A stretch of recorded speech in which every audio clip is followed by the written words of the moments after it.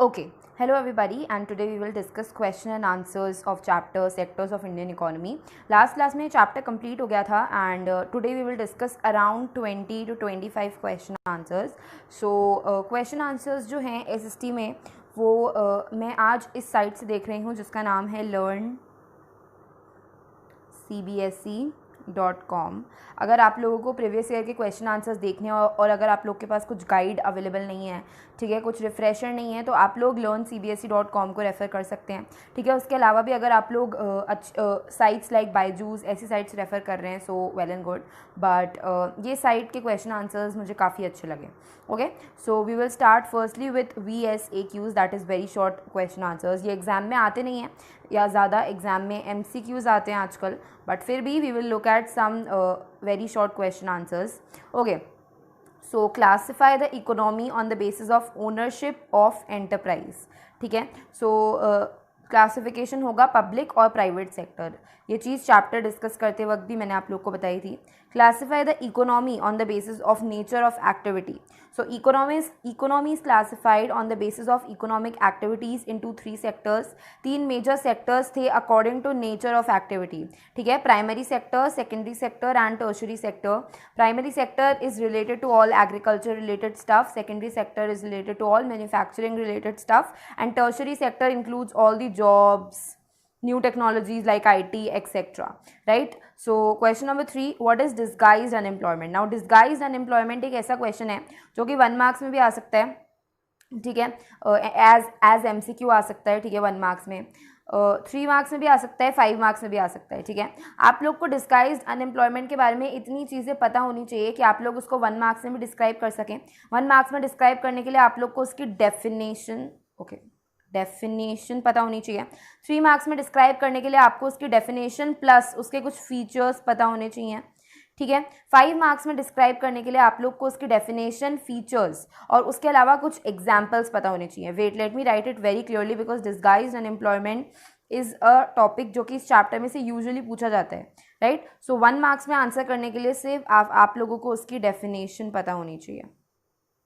Right, 3 marks में answer करने के लिए आप लोग को डेफिनेशन प्लस फीचर्स. ठीक है, 5 मार्क्स में डिस्क्राइब करने के लिए डेफिनेशन को मैं D लिख रही हूँ, फीचर्स को लिख रही हूँ F, एंड उसके अलावा कुछ एग्जाम्पल्स पता होने चाहिए. अगर आप लोग 3 मार्क्स में भी कुछ एग्जाम्पल्स लिख लेते हैं, ठीक है, तो भी अच्छा होगा. बट डिस्गाइज्ड अनएम्प्लॉयमेंट एक ऐसा टॉपिक है जो कि 3 मार्क्स में, 5 मार्क्स में भी पूछा जाता है. ठीक है, so let's just look at the definition. Disguised unemployment is a situation in which more people are employed on a job than required number.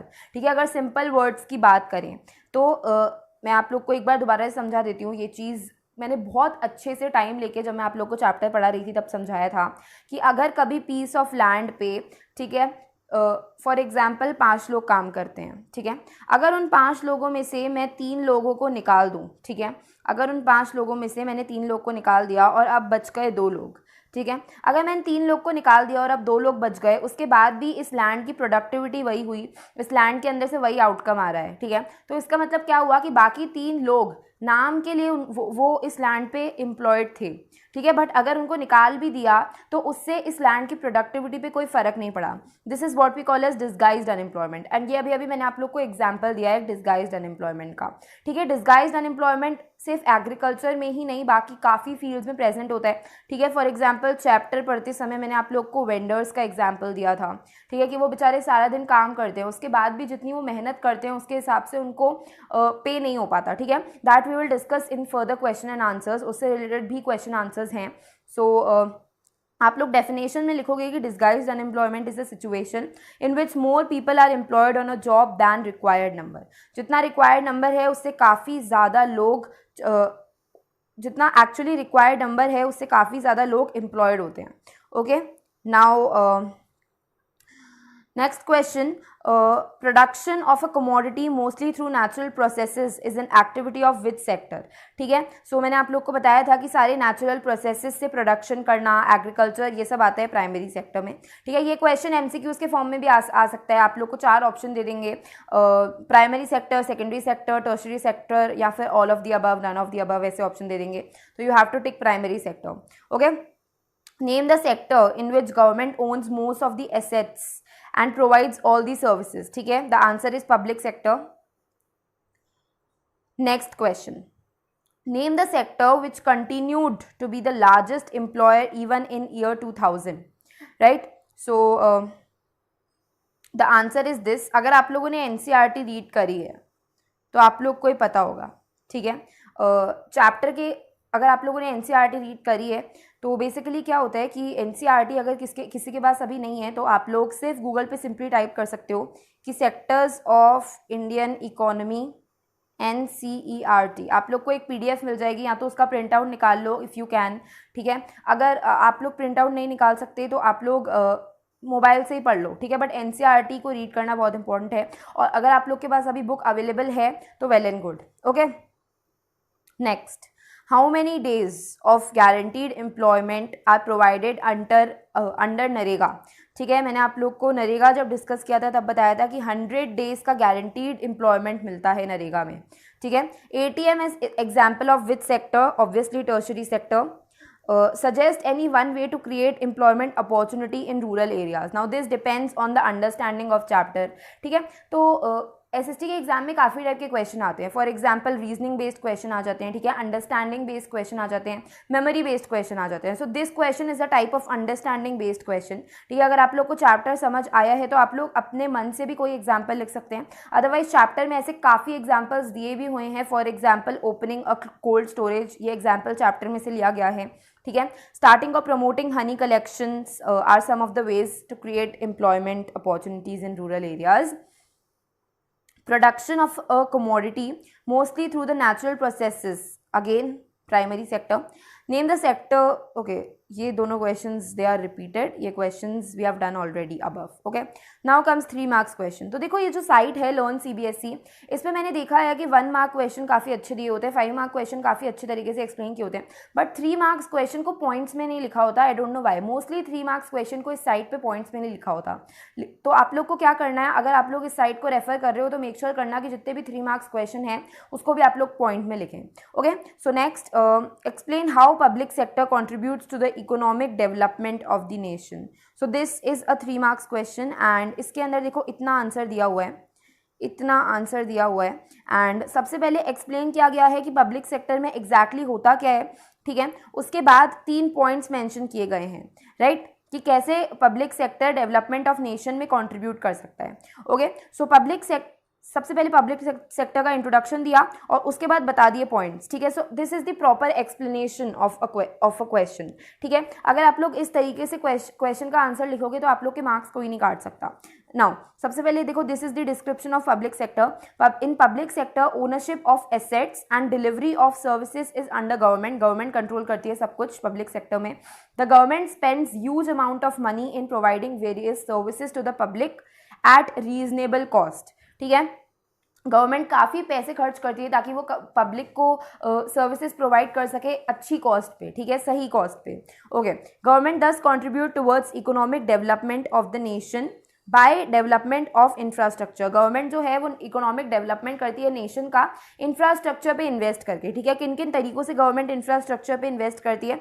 सबसे पहले गवर्नमेंट रोड्स कंस्ट्रक्ट करवाती है, national highways, flyovers, metro rail, railway lines, irrigation through dams etcetera, ठीक है. उसके अलावा government provides an impetus to industrial growth by supplying electricity at affordable cost, ठीक है. गवर्नमेंट क्या करती है, गवर्नमेंट चाहती है कि इंडस्ट्री की ग्रोथ बढ़े तो वो इंडस्ट्री को इलेक्ट्रिसिटी प्रोवाइड करती है बहुत कम कॉस्ट पे. Okay, next, by running schools and providing good quality education the government is trying to remove illiteracy and taking the nation forward, ठीक है. तो गवर्नमेंट स्कूल्स बना रही है और इलिटरेसी हटा रही है, ठीक है. उसके अलावा आप लोग एक पॉइंट्स लिख सकते थे हेल्थ केयर से रिलेटेड कि गवर्नमेंट काफ़ी इन्वेस्ट कर रही है ऑन बिल्डिंग दी हॉस्पिटल्स, ठीक है, ताकि जो पब्लिक है, जो नेशन है, वो डेवलप हो सके.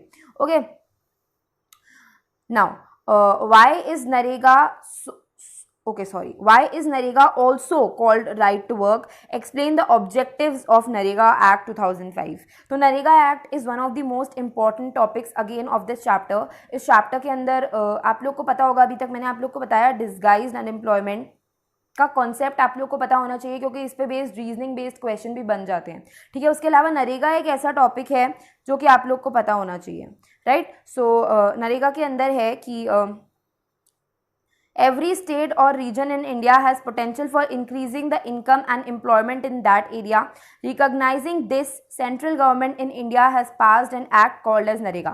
तो सबसे पहले आंसर के इंट्रोडक्शन देने के लिए ये बता दिया कि इंडिया के हर रूरल स्टेट के पास ये एक एबिलिटी है कि वो जॉब्स जो है वो बना सकता है ताकि रूरल लोग जो है वो आके वहाँ पर जॉब करें, ठीक है। तो इसी एम के साथ सेंट्रल गवर्नमेंट ने नरेगा लॉन्च किया था 2005 में। उसके बाद देखो नरेगा के जो मेजर ऑब्जेक्टिव्स हैं वो पॉइंट्स के फॉर्म में लिख रखे हैं, 3 पॉइंट्स लिख रखे हैं। Point number 1, to implement right to work in 200 districts of India. ये जब एनसीईआरटी में से जब मैंने आप लोग को चैप्टर पढ़ाया था तो ये चीज़ें बताई थी। To guarantee 100 days of employment in a year by the government, in case government fails it offers unemployment allowance, ठीक है। अनएम्प्लॉयमेंट अलाउंस क्या होता है, ये चीज़ बहुत अच्छी तरीके से डिस्कस की गई थी during the discussion of chapter, ठीक है। To give preference to the type of work that will help increase the production from land, okay. Question number 14, ठीक है। तो मैं इसी चीज़ की बात कर रही थी कि इस साइट पे वैसे क्वेश्चंस बहुत अच्छी तरीके से दे रखे हैं जो कि पिछले सालों में आ रखे हैं, बट कई कई क्वेश्चन के आंसर्स पॉइंट में नहीं दे रखे। सो ये मिस्टेक आप लोग को नहीं करनी है। अगर आप लोग कोई साइट रेफर कर रहे हो तो उसके बाद भी अगर इस साइट पे कोई आंसर पॉइंट्स में नहीं दे रखा तो आपको उसको पॉइंट्स में कंस्ट्रक्ट करके लिखना है according to you, okay. So write the example, with the example of sugarcane, explain the interdependence of all 3 sectors of economy, ठीक है। सो शुगर केन का एग्जाम्पल लेना है आपको, शुगर केन का एग्जाम्पल लेके, ठीक है, तीनों सेक्टर्स के बीच में आप लोग को रिलेशन बताना है, ठीक है। तो मैंने आप लोग को बताया था जब चैप्टर पढ़ा रही थी तब भी, ठीक है। सो सबसे पहले क्या होता है, प्राइमरी सेक्टर के अंदर शुगर केन ग्रो होती है, ठीक है। सो आप लोग इसको 3 पॉइंट्स में सिंपली ऐसे लिख सकते हो। पॉइंट नंबर 1 लिख सकते हो प्राइमरी सेक्टर का, पॉइंट नंबर 2 सेकेंडरी सेक्टर का, and point number 3 tertiary sector का, ठीक है। तो आप लोग सबसे पहले लिखोगे कि प्राइमरी सेक्टर में सबसे बेसिक एक्टिविटी होती है कि सबसे पहले जो शुगर केन है उसके लिए वो ग्रो की जाती है, ठीक है। So cultivation of sugarcane is an agricultural activity which comes under primary sector. Primary sector के अंदर क्या क्या रिक्वायर्ड होता है, रॉ मटीरियल्स फ्रॉम द देखो यहाँ से लेकर यहाँ तक पॉइंट आप लोग 1 लिख सकते हो, ठीक है। उसके बाद जो प्राइमरी सेक्टर से शुगर केन बन के आता है, it acts as a raw material for the secondary sector, ठीक है। वो सारा शुगर केन इंडस्ट्रीज में जाता है और सारी इंडस्ट्रीज में जाके वो मैन्युफैक्चर हो जाता है और उसके बाद शुगर केन से बहुत सारी चीज़ें बनाई जाती है, लाइक जैगरी, शुगर फैक्ट्रीज में सारी चीज़ें बनाई जाती हैं, ठीक है। उसके बाद आ जाता है टर्शरी सेक्टर। टर्शरी सेक्टर में क्या होता है कि जितनी भी एक्टिविटीज़ हैं like transportation, storage, marketing, sale of products, ठीक है, कम्युनिकेशन, ये सारी टर्शरी सेक्टर में आ जाती है, ठीक है। फॉर एग्जांपल सबसे पहले शुगर केन प्रोड्यूस हुआ किसी फार्म में, ठीक है। उसके बाद वो जो शुगर केन है, ठीक है, वो पूरा बन के रेडी हो गया, ठीक है। फिर this sugar cane will act as a raw material for a factory और अ इंडस्ट्री, ठीक है।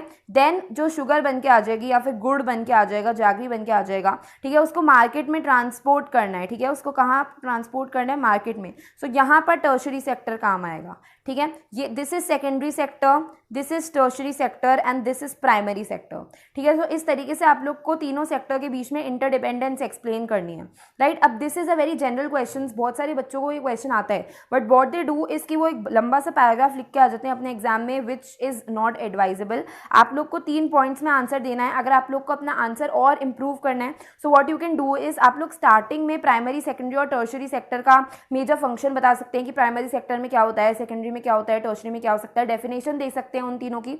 उसके बाद आप लोग 3 पॉइंट्स लिख सकते हैं related to the interdependence, okay. Now the problem of under employment is not confined only to agriculture. Under employment की जो प्रॉब्लम है वो सिर्फ और सिर्फ एग्रीकल्चर में नहीं है। Under employment means again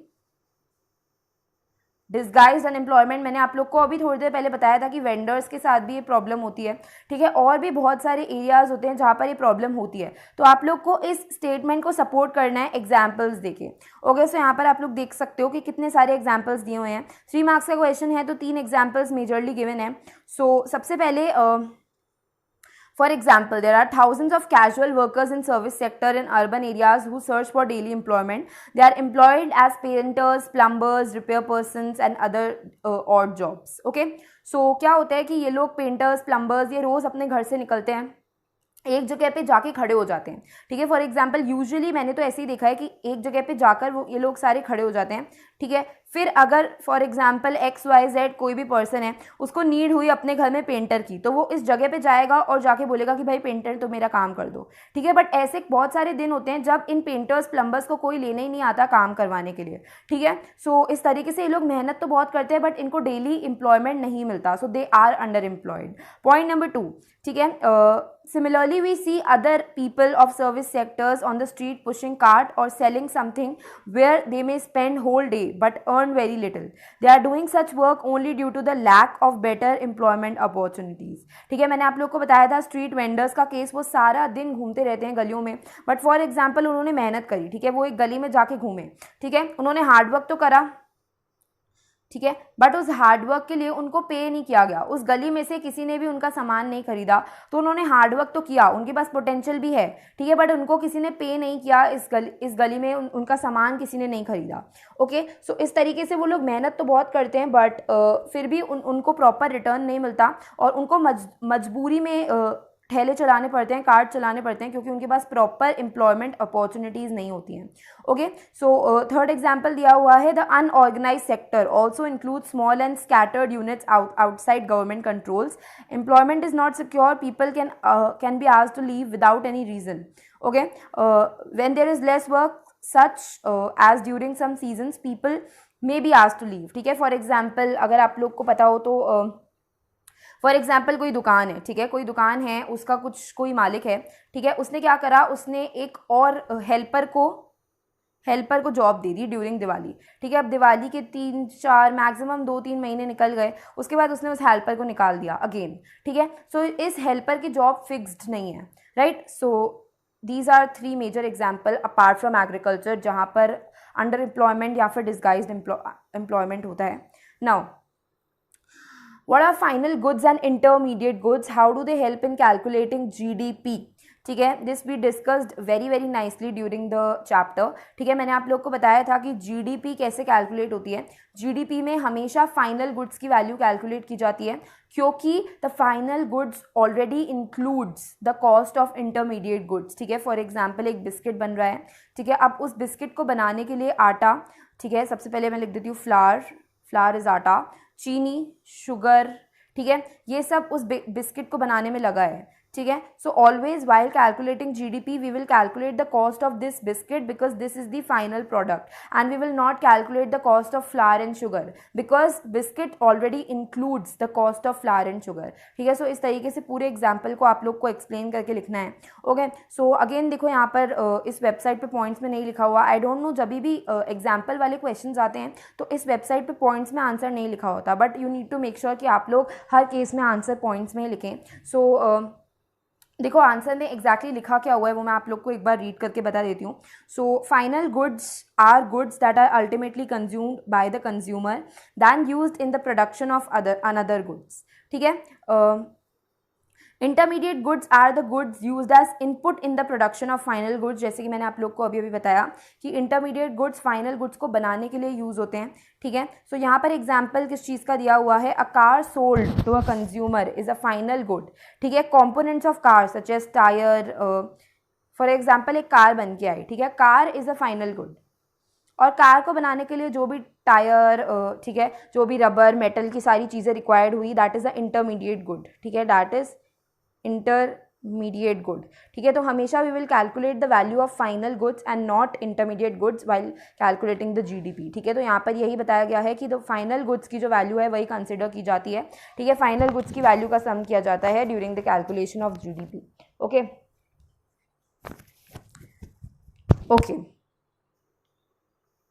explain 3 ways to solve under employment. Now ये क्वेश्चन बहुत इंपॉर्टेंट है, बहुत बार पूछा जाता है एग्जाम्स में। Now there are people who are capable of better work and earning more than what they are getting. ठीक है, सो सबसे पहले तो देखो अंडर एम्प्लॉयमेंट से रिलेटेड थोड़ा इंट्रोडक्शन दिया गया है कि काफ़ी लोग जो हैं उनके अंदर क्वालिटीज़ होती हैं, उनके अंदर स्किल्स होती हैं, ठीक है, उसके बाद भी उनको प्रॉपर जॉब्स नहीं मिल पाती हैं। ठीक है, इसलिए वो अंडर एम्प्लॉयड माने जाते हैं। ठीक है, for example a graduate teacher driving a taxi, ठीक है, this is what we call as under employment. मतलब उस टीचर के पास स्किल तो है, ठीक है, वो और काम कर भी सकता है, वो पढ़ा के भी कमा सकता है, but he is driving a taxi, ठीक है। So under employment is prevalent in primary और एग्रीकल्चर सेक्टर, ठीक है। मोस्ट प्रेवलेंट, सबसे ज़्यादा प्राइमरी और एग्रीकल्चर सेक्टर में अंडर एम्प्लॉयमेंट होता है। तो सबसे पहले अंडर एम्प्लॉयमेंट से रिलेटेड प्रॉब्लम और थोड़ा सा इंट्रोडक्शन यहाँ पर दे दिया। नाउ उस प्रॉब्लम को सॉल्व करने के लिए 3 वेज बताए गए हैं। एक्चुअली आपकी इस वेबसाइट पे 4 वेज बताए गए हैं। सबसे पहले प्रोविजन ऑफ लोन्स में help in creating jobs for disguised unemployment and under employed workers, ठीक है। लोन ले सकते हैं, जो लोन की मनी है that can be used for the promotion of economic activity of the family, adding to the family's earning और for setting up a cottage industry, ठीक है। फॉर एग्जाम्पल कोई ग्रुप ऑफ पीपल हैं, ठीक है। अब ये जो ग्रुप ऑफ पीपल हैं इनका एक लैंड है, ठीक है, बट इनके फैमिली में 5 लोग हैं एंड इस लैंड पे अगर 2 लोग भी काम करें तो सही है, ठीक है। तो एक ग्रुप ऑफ फैमिली क्या कर सकते हैं, ये लोन लेके एक और लैंड खरीद सकते हैं, ठीक है। अगर इन्होंने एक और लैंड खरीद लिया तो ये वाला लैंड है जो उन्होंने खरीदा, इस पे अगेन बाकी के जो बचे हुए फैमिली मेंबर्स हैं, दैट इज बाकी के बचे हुए 3 फैमिली मेंबर्स इस लैंड पे काम कर सकते हैं और 2 मेंबर्स इस लैंड पे काम कर सकते हैं। इस तरीके से लोन लेकर जो छोटे छोटे फार्मर्स हैं और भी जो लोग हैं, ठीक है, वो अपना लैंड खरीद सकते हैं, अपनी कुछ इंडस्ट्रीज सेटअप कर सकते हैं ताकि ज़्यादा से ज़्यादा लोग उनकी फैमिली में एम्प्लॉयड रहें, ठीक है, और प्रोडक्शन भी इंक्रीज हो, ज़्यादा सैलरी भी आए फैमिली में। Okay, another way is to promote and locate industry and services in semi rural areas where large number of people may be employed, ठीक है। ये चैप्टर के डिस्कशन के टाइम में भी मैंने आप लोग को बताया था कि अगर किसी रूरल एरिया में इंडस्ट्री सेटअप हो गई तो उस रूरल एरिया के लोगों को भी लोगों को भी एम्प्लॉयमेंट मिलेगा और डेवलपमेंट भी होगा, ठीक है। तो रूरल एरियाज में इंडस्ट्री सेटअप की जानी चाहिए। For example setting up a dal mill, ठीक है, ओपनिंग अ कोल्ड स्टोरेज और प्रमोटिंग हनी कलेक्शन, ठीक है। थोड़ी देर पहले 1 मार्क क्वेश्चन में भी we discuss these examples. So next point is if local banks give credit to farmers at reasonable rate of interest, they will be able to buy agricultural inputs and increase productivity. First point में मैंने आप लोग को बताया था कि वो agricultural land खरीद सकते हैं या फिर इंडस्ट्री के लिए लैंड खरीद सकते हैं लोन लेके, ठीक है। उसके अलावा जो फार्मर्स हैं वो अपने लैंड पे प्रोडक्टिविटी भी इंक्रीज कर सकते हैं। फॉर एग्जाम्पल मैंने आप लोगों को बताया था कि इंडिया में लास्ट चैप्टर जब मैंने आप लोग को पढ़ाया था एग्रीकल्चर, तब मैंने आप लोग को बताया था इंडिया में 60% population is engaged in agriculture, ठीक है। एंड उनमें से काफ़ी लोग जो हैं they depend on monsoon for irrigation, ठीक है। और वो काफ़ी ठीक है पुराने मेथड्स यूज़ करते हैं, ठीक है, वो इतने नए मेथड्स यूज़ नहीं करते क्योंकि उनके पास पैसे नहीं होते, ठीक है। तो अगर वो बैंक से लोन ले ले और उसके बाद उस लोन से HYV सीड्स, फर्टिलाइजर्स, अच्छे इरिगेशन मेथड्स लोन से खरीद ले तो उनकी लैंड की प्रोडक्टिविटी इंक्रीज हो जाएगी, ठीक है। Centres for vegetables and fruit processing, centres of educational institution, tourism and IT centres will help in creating jobs, ठीक है। फ्रूट्स और वेजिटेबल को प्रोसेस करने के सेंटर्स, ठीक है, एजुकेशनल इंस्टीट्यूशंस के सेंटर्स और IT सेंटर्स बनाने से भी जॉब अपॉर्चुनिटीज़ इंक्रीज हो जाती हैं। Okay, so why didn't shift of our primary sector happen in case of employment, although there has been a change in the share of 3 sectors in GDP? Okay, so this is a very very basic question. जब chapter पढ़ाया था तो मैंने ये question बहुत अच्छी तरीके से एक्सप्लेन करा था आप लोगों को, ठीक है, कि प्राइमरी सेक्टर में GDP तो इतनी नहीं बढ़ी, ठीक है, बट एम्प्लॉयमेंट बढ़ गया, ठीक है। तो इसको आप लोग को पूरे रीजंस और फिगर्स के साथ एक्सप्लेन करना है। यहाँ पर आंसर दिया हुआ है पॉइंट्स में। आई जस्ट वांट कि अभी के अभी आप लोग ये आंसर रीड करें बिकॉज ये चीज़ मैंने बहुत ही अच्छी तरीके से समझाई थी, ठीक है। तो आई जस्ट वांट कि अभी आप लोग कहीं मत जाना, please read this answer very very nicely ताकि आप लोग को समझ आ जाएगा कि जो मैंने आप लोग को चैप्टर में पढ़ाया था उसको किस फॉर्म में क्वेश्चन में पूछा जाता है, ठीक है। You just need to read this whole thing right now right here. Okay, I am giving you 2 minutes time.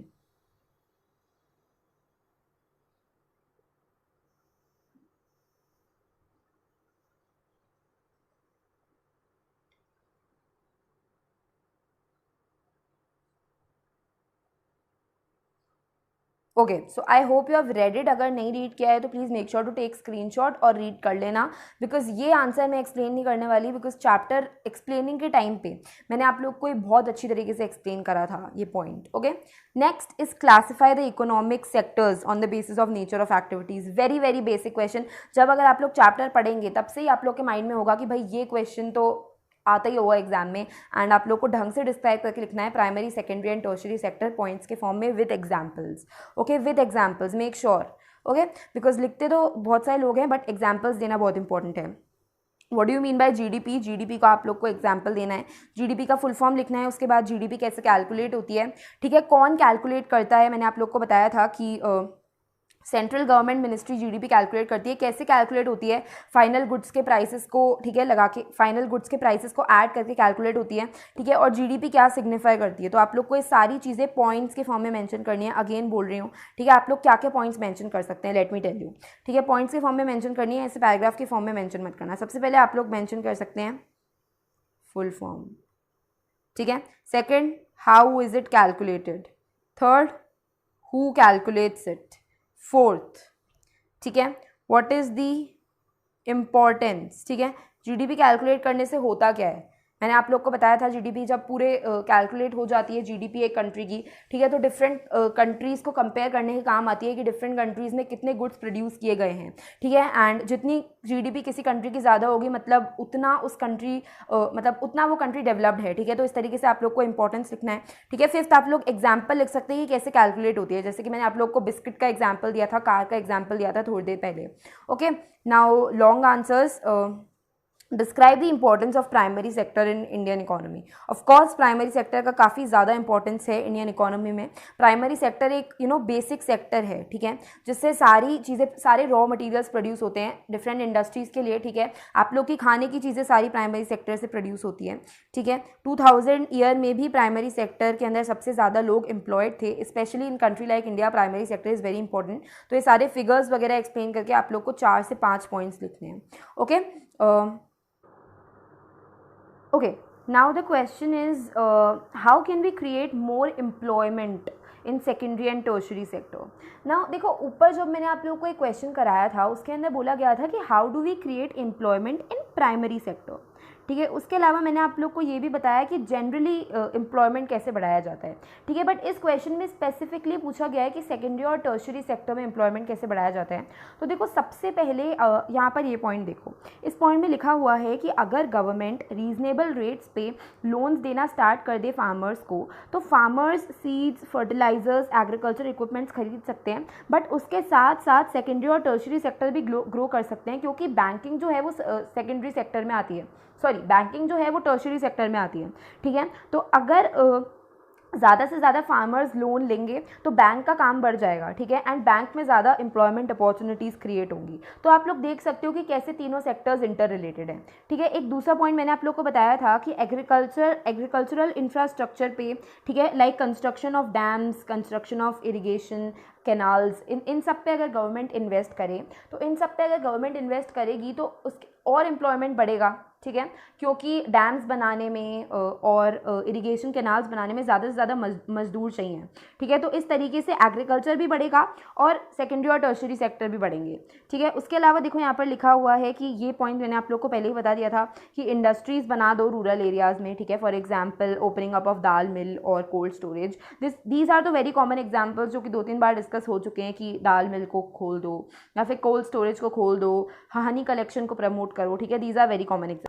Now, तो अभी तक आप लोगों ने जितने भी पॉइंट्स देखे इस टॉपिक में, उनसे आप लोग को पता चल गया होगा कि तीनों सेक्टर्स इंटरडिपेंडेंट है, ठीक है। अगर कोई एक सेक्टर को, फॉर एग्जांपल देखो, यहाँ पर भी एग्जांपल दिया हुआ है कि अगर कभी गवर्नमेंट स्टोरेज और ट्रांसपोर्टेशन पे ज़्यादा पैसे खर्च करे, ठीक है, तो जो क्रॉप्स हैं वो स्टोर अच्छी तरीके से हो सकते हैं, ट्रांसपोर्ट हो सकते हैं अलग अलग मार्केट्स में, ठीक है। तो इस तरीके से फार्मर को भी बहुत बेनिफिट होगा और उसके अलावा बाकी सर्विसेज भी बढ़ेगी, लाइक ट्रांसपोर्टेशन, ट्रेड, कम्युनिकेशन। तो प्राइमरी सेक्टर बढ़ेगा तो बाकी सारे सेक्टर्स भी बढ़ेंगे। तो इस तरीके से आप लोग को एग्जाम्पल्स लिखने हैं। Okay, now explain the importance of service sector. ये भी बहुत अच्छी तरीके से मैंने आप लोग को चैप्टर एक्सप्लेन करते टाइम बताया था कि सर्विस सेक्टर या फिर टर्शरी सेक्टर का क्या इंपॉर्टेंस है, ठीक है। Tertiary sector helps to improve the functioning of primary and secondary sector. For example, अगर मिनी ट्रक्स ही नहीं हुई, ठीक है, ट्रक्स नहीं हुई, कम्युनिकेशन नहीं हुआ, ठीक है, तो किस तरीके से प्राइमरी सेक्टर में जब रॉ मटेरियल प्रोड्यूस होगा, अगर ट्रक्स नहीं हुई तो ये जो रॉ मटेरियल है ये कभी इंडस्ट्रीज़ तक नहीं पहुंच पाएगा, ठीक है। उसके अलावा अगर ट्रक्स नहीं हुई तो इंडस्ट्रीज़ ने जो फाइनल गुड्स बनाए वो मार्केट तक नहीं पहुंच पाएंगे। तो इस तरीके से टर्शरी सेक्टर जो है वो प्राइमरी और सेकेंडरी दोनों को डेवलप करने का काम करता है, ठीक है। उसके अलावा भी बहुत इंपॉर्टेंट फैसिलिटीज़ प्रोवाइड करता है, लाइक ट्रांसपोर्टेशन, बैंक एक्सेट्रा, ठीक है। इस पॉइंट में भी लिखा हुआ है कि इंपॉर्टेंट फैसिलिटीज़ प्रोवाइड करता है लाइक ट्रेड एंड स्टोरेज, ठीक है।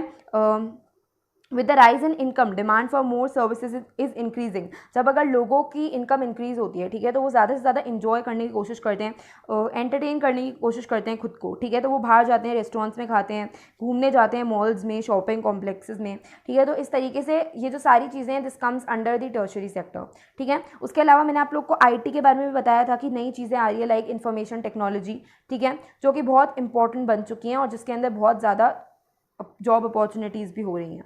Okay, how can employment be increased in both rural and urban areas. I think इससे रिलेटेड काफ़ी सारे एग्जाम्पल मैं आप लोग को दे चुकी हूँ। सबसे पहले तो दाल मिल बनाना, कोल्ड स्टोरेज बनाना, ज़्यादा से ज़्यादा इंडस्ट्रीज़ बनाना, ठीक है। उसके अलावा फार्मर्स को लोन देना, ठीक है, और उन लोगों को लोन देना जो कि छोटी छोटी इंडस्ट्रीज़ खोलना चाहते हैं, ठीक है। उसके अलावा डैम्स और इरिगेशन कैनाल्स बनाना ताकि जो कॉमन कंस्ट्रक्टर्स हैं, ठीक है, उनको बहुत इजीली एम्प्लॉयमेंट मिल सके, ठीक है। ट्रांसपोर्टेशन और स्टोरेज पे मनी इन्वेस्ट करना, ठीक है। टूरिज्म पे मनी इन्वेस्ट करना। So these are very very common points. I think अभी तक आप लोग को आइडिया लग गया होगा। ऐसे आप लोग को 10-12 पॉइंट्स पता होंगे जिससे एम्प्लॉयमेंट इंक्रीज हो सकता है। Okay, now comes I think this is the last question, okay, second last question of today's class. So there are several things needed by society as whole. In the light of this statement, explain as to who can provide them at reasonable rate, the private और the public sector and why, ठीक है। तो मैंने आप लोग को बताया था कि प्राइवेट सेक्टर जो है वो सिर्फ मनी के, ठीक है, वो सिर्फ मनी के लिए काम करता है, ठीक है।